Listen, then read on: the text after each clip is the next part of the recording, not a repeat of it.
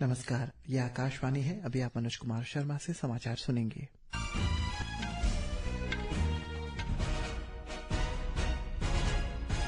पहले मुख्य समाचार। गृह मंत्री अमित शाह ने सीआरपीएफ कर्मियों की बहादुरी की सराहना की। कहा, उनकी वीरता देश के इतिहास में अमर रहेगी। वक्फ संशोधन अधिनियम 2025 की संवैधानिक वैधता को चुनौती देने वाली याचिकाओं पर सर्वोच्च न्यायालय में आज फिर से सुनवाई होगी। केंद्रीय मंत्री अश्विनी वैष्णव ने कहा, पिछले वित्त वर्ष में भारत और स्मार्टफोन निर्यात को 2 लाख रुपए के रिकॉर्ड स्तर तक पहुंचा दिया है। संयुक्त राष्ट्र व्यापार और विकास संगठन की रिपोर्ट में कहा गया है कि भारत 2025 में 6.5% की वृद्धि दर के साथ सबसे तेजी से बढ़ती प्रमुख अर्थव्यवस्था बना रहेगा और शेयर बाजार में दोपहर के कारोबार में 1.5% से अधिक की तेजी। अब समाचार विस्तार से। केंद्रीय गृह मंत्री अमित शाह ने कहा है कि मार्च 2026 तक देश से नक्सलवाद पूरी तरह से समाप्त हो जाएगा और इसमें सीआरपीएफ के जवान सबसे महत्वपूर्ण भूमिका निभाएंगे। श्री शाह आज मध्य प्रदेश के नीमच में सीआरपीएफ के 86वें स्थापना दिवस के अवसर पर आयोजित समारोह को संबोधित कर रहे थे। उन्होंने कहा है कि कोबरा बटालियन के जवान देश को नक्सल मुक्त बनाने में अभूतपूर्व कार्य कर रहे हैं और उनके अदम्य साहस के बल पर ही नक्सलवाद से पूरी तरह मुक्ति पाया जा सकता है। श्री शाह ने कहा है कि देश की सेवा के लिए सीआरपीएफ के जवान अपना सर्वोच्च बलिदान दे रहे हैं। देश के अमर शहीदों के बलिदान को नमन करते हुए श्री शाह ने कहा है कि देश के इतिहास में सुरक्षा बलों में अमर शहीदों की शौर्य गाथा स्वर्ण अक्षरों में लिखी जाएगी। उन्होंने सीआरपीएफ के शहीद जवानों के परिवारों की सराहना करते हुए कहा है कि देश सशक्त और समृद्ध बना रहे, इसमें उनके परिवार का अतुलनीय योगदान है। श्री शाह ने कहा है कि सीआरपीएफ के जवानों का कश्मीर घाटी में आतंकवादियों से लड़ने, पूर्वोत्तर में शांति बनाए रखने और नक्सलियों की गतिविधियों को नियंत्रित रखने में विशेष योगदान है।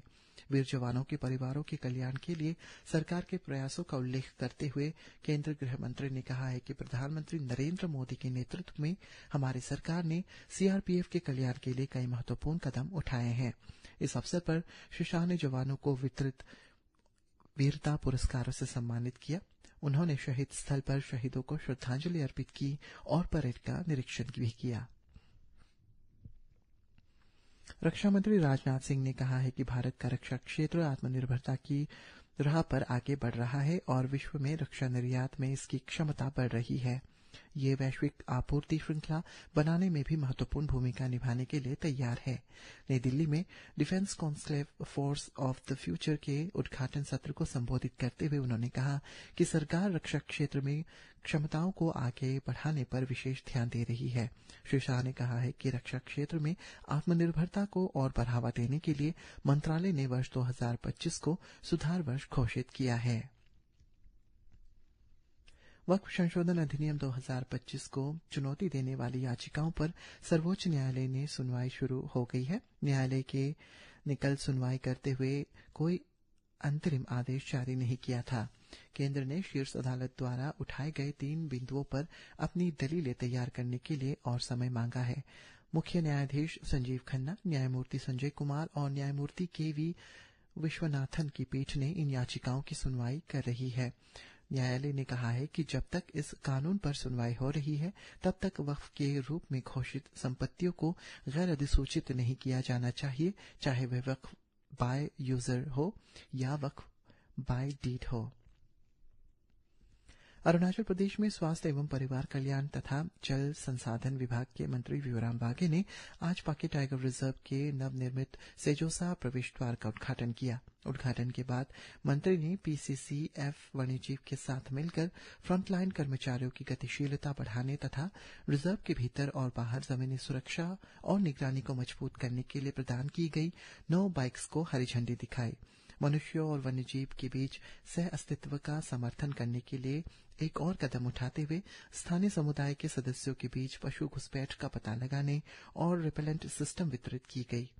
इन उपकरणों का उद्देश्य विशेष रूप से रिजर्व के आसपास के सीमांत क्षेत्रों में मानवीय वन्यजीव संघर्ष को कम करना है। भारत का स्मार्टफोन निर्यात पिछले वित्त वर्ष में 2 लाख करोड़ रुपए के रिकॉर्ड स्तर तक पहुंच गया है। स्मार्टफोन पिछले वित्तीय वर्ष के पहले 10 महीनों में भारत का सबसे बड़ा निर्यात बनकर उभरे हैं। ये जानकारी इलेक्ट्रॉनिक्स और सूचना प्रौद्योगिकी मंत्री अश्विनी वैष्णव ने एक सोशल मीडिया पोस्ट में दी। उन्होंने कहा है कि 2013-14 में देश का स्मार्टफोन निर्यात 167वें स्थान पर था और अब यह पहले स्थान पर पहुंच गया है।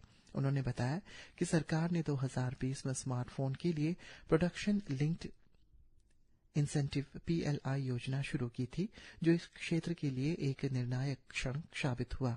श्री वैष्णव ने कहा है कि इस क्षेत्र में लाखों नए रोजगार के अवसर सृजित हुए हैं, जिसमें विशेष रूप से महिलाओं के लिए स्थापित की गई है।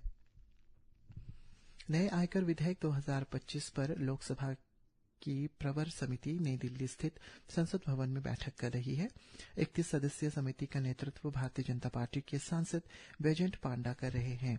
इस विधेयक का उद्देश्य आयकर से संबंधित कानूनों को समेकित और संशोधित करना है।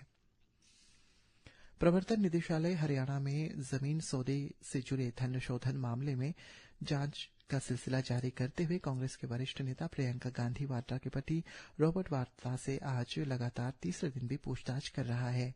रॉबर्ट वाड्रा से नई दिल्ली स्थित ईडी कार्यालय में पूछताछ की जा रही है। ये मामला गुरुग्राम में एक जमीन की खरीद से जुड़ा हुआ है। भारतीय जनता पार्टी ने कांग्रेस नेता प्रियंका गांधी के पति रॉबर्ट वाड्रा से प्रवर्तन निदेशालय की पूछताछ को भ्रष्टाचारियों के खिलाफ बड़ा युद्ध बताया है।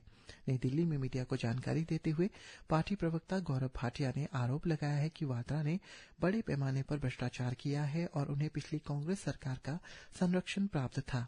उन्होंने कहा है कि इस भूमि सौदे में महज 4 महीने में ही लगभग 700% लाभ अर्जित किया गया, जो जांच के दायरे में है। श्री भाटिया ने कांग्रेस के इस आरोप को भी खारिज कर दिया है कि भूमि सौदे और नेशनल हेराल्ड मामले में कार्रवाई राजनीतिक बदले की भावना से की गई है। उन्होंने ये भी कहा कि कांग्रेस के शीर्ष नेता मानते हैं कि वे देश के कानून से ऊपर है।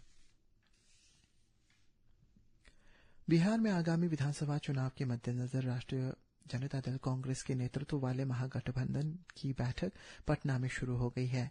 राष्ट्रीय जनता दल कार्यालय में हो रही इस बैठक में विपक्षी गठबंधन के सभी 6 घटक दल हिस्सा ले रहे हैं। केंद्रीय उपभोक्ता संरक्षण प्राधिकरण CCPA ने पिछले 3 वर्षों में IIT, JEE और नीट से संबंधित कोचिंग सेंटरों को भ्रामक दावों के लिए नोटिस जारी किया है। प्राधिकरण ने इस अवधि के दौरान 24 कोचिंग सेंटरों पर 75 लाख रुपए से अधिक का जुर्माना लगाया है। CCPA ने कोचिंग सेंटरों को उपभोक्ता संरक्षण अधिनियम के दिशा निर्देशों का सख्ती से पालन करने की सलाह दी है।